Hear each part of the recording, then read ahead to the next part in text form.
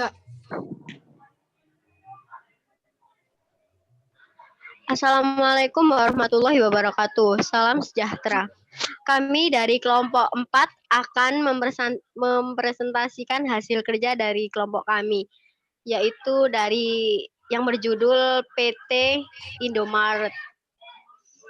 Sebelum ke materi, saya akan memperkenalkan teman-teman saya terlebih dahulu. Yang pertama ada Khalifatul Jana. Assalamualaikum, salam sejahtera. Yang kedua ada Wahyu Cindy Sabrina. Assalamualaikum, salam sejahtera. Yang ketiga ada Trisna Ayuning Tias. Assalamualaikum, salam sejahtera. Yang keempat ada saya sendiri Ain Febri.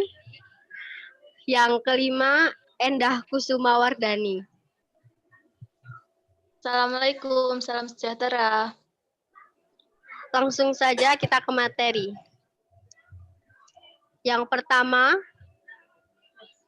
next.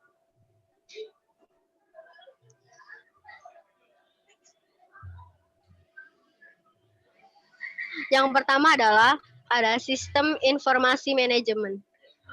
Yang pertama menurut O'Brien dan Marcus 2009. Tujuan dari sistem informasi manajemen adalah menyediakan informasi yang dipergunakan di dalam perhitungan harga pokok jasa, produk, dan tujuan lain yang diinginkan manajemen. Menyediakan informasi yang dipergunakan dalam perencanaan, pengendalian, pengevaluasian, dan perbaikan berkelanjutan. Menyediakan informasi untuk pengambilan keputusan. Yang kedua, ketiga tujuan tersebut menunjukkan bahwa manajer dan pengguna lainnya perlu memiliki akses ke informasi akuntansi manajemen dan mengetahui bagaimana cara menggunakannya. Next. Selanjutnya akan dijelaskan oleh rekan saya, yaitu Cindy. Perkembangan sistem informasi manajemen. Sebelum pertengahan abad ke-20, pada masa itu masih digunakan untuk kartu punch. Pemakaian komputer terbatas pada aplikasi akuntansi yang kemudian dikenal sebagai sistem informasi akuntansi. Namun demikian, para pengguna khususnya di lingkungan perusahaan masih mengesampingkan kebutuhan informasi bagi para manajer. Aplikasi akuntansi yang berbasis komputer tersebut diberi nama pengolahan di data elektronik atau PDE. Pada tahun 1964, komputer generasi baru memperkenalkan prosesor baru yang menggunakan silikon chip circuitry dengan kemampuan pemrosesan yang lebih baik. Untuk mempromosikan generasi komputer tersebut, para produsen memperkenalkan konsep sistem informasi manajemen dengan tujuan utama, yaitu aplikasi komputer adalah untuk menghasilkan informasi bagi manajemen. Konsep SIM ini dengan sangat cepat diterima oleh beberapa perusahaan dan institusi pemerintah dengan skala besar seperti Departemen Keuangan, khususnya untuk menangani pengelolaan anggaran, pembiayaan, dan penerimaan negara.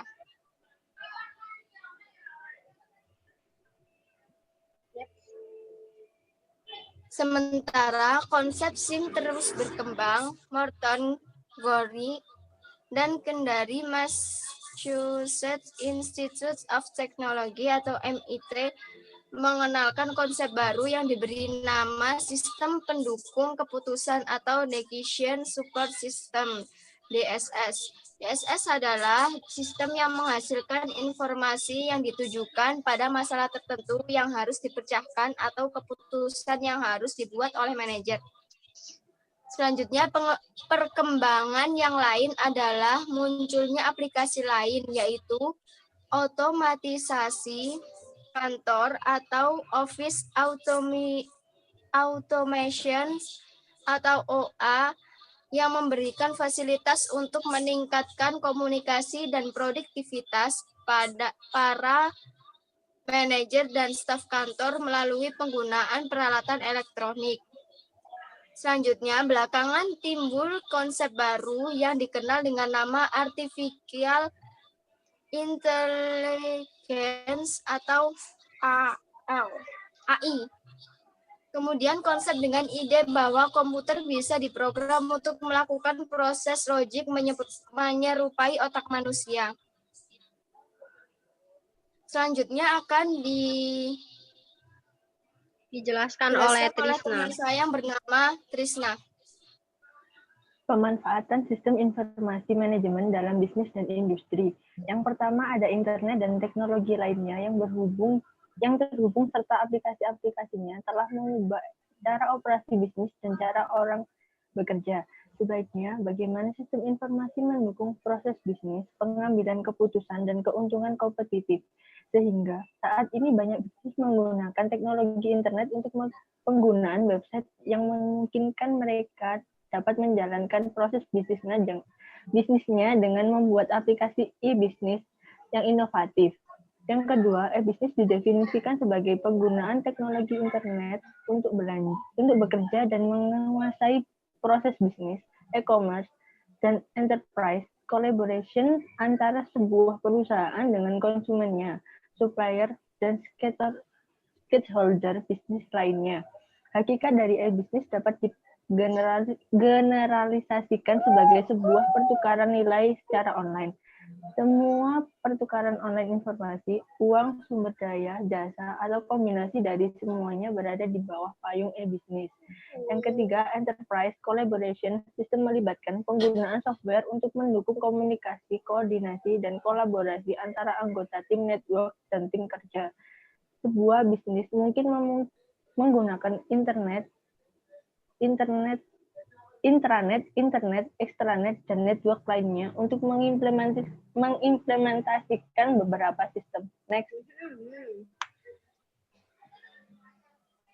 Peran sistem informasi manajemen dalam sebuah perusahaan. Yang pertama, sistem informasi memiliki peran yang sangat penting dalam sebuah organisasi. Sistem informasi memiliki peran dalam menunjang kegiatan bisnis operasional, menunjang manajemen dalam pengambilan keputusan, dan menunjang keunggulan strategi kompetitif organisasi.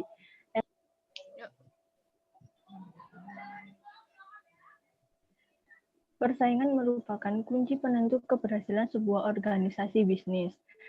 Yang ketiga, strategi perusahaan berbasis sistem informasi perlu dibuat karena sumber daya yang dimiliki perusahaan sangat terbatas. Yang keempat, selain itu, strategi perusahaan berbasis sistem informasi digunakan untuk mencegah terjadinya kelebihan atau kekurangan investasi perusahaan. Next.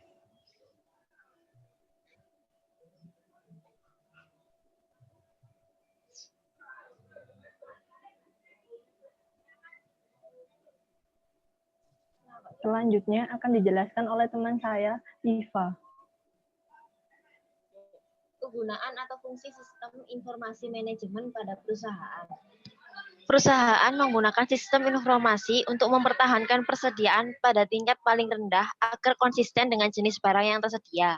Organisasi menggunakan sistem informasi untuk mengolah transaksi-transaksi, mengurangi biaya, dan menghasilkan pendapatan sebagai salah satu produk atau pelayanan mereka.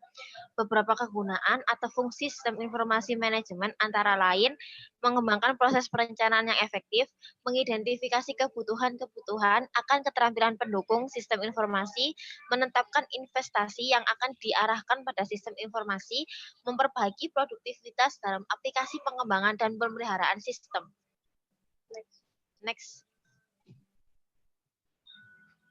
Contoh kasus sistem informasi manajemen dalam sebuah perusahaan PT Indomarko Prismatama atau Indomaret.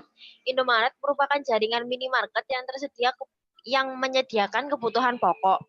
Pada tahun 97, perusahaan mengembangkan bisnis gerai waralaba pertama di Indonesia.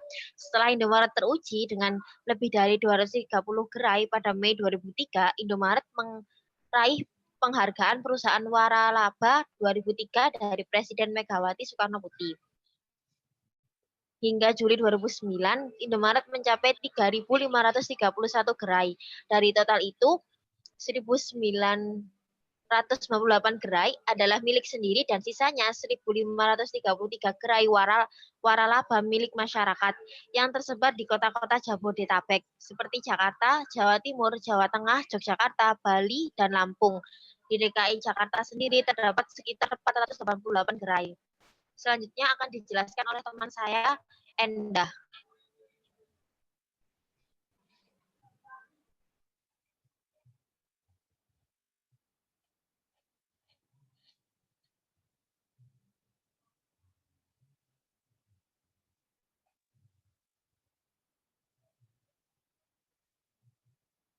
Endah suaranya Endah.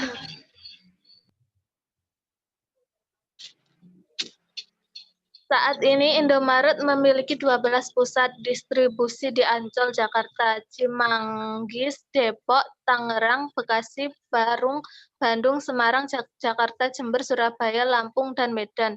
Dengan menjalin lebih dari 500 pemasok, Indomaret memiliki posisi baik dalam menentukan produk yang akan dijualnya. Laju pertumbuhan gerai Indomaret yang pesat dengan jumlah transaksi 14,99 transaksi per bulan didukung oleh sistem teknologi yang handal. Sasaran pasar Indomaret adalah konsumen semua kalangan masyarakat. Lokasi gerai yang strategis dimaksudkan untuk memudahkan Indomaret melayani sasaran demografisnya, yaitu keluarga.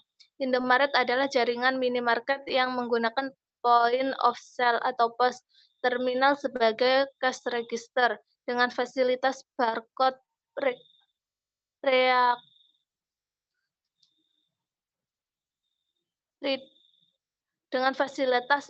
reader dan resip printer.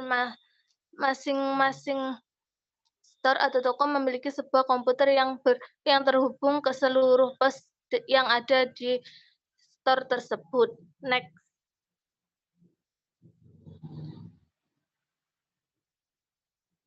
Sekian, terima kasih.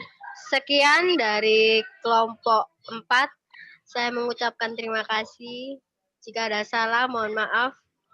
Wassalamualaikum warahmatullahi wabarakatuh. Warahmatullahi wabarakatuh. Warahmatullahi wabarakatuh.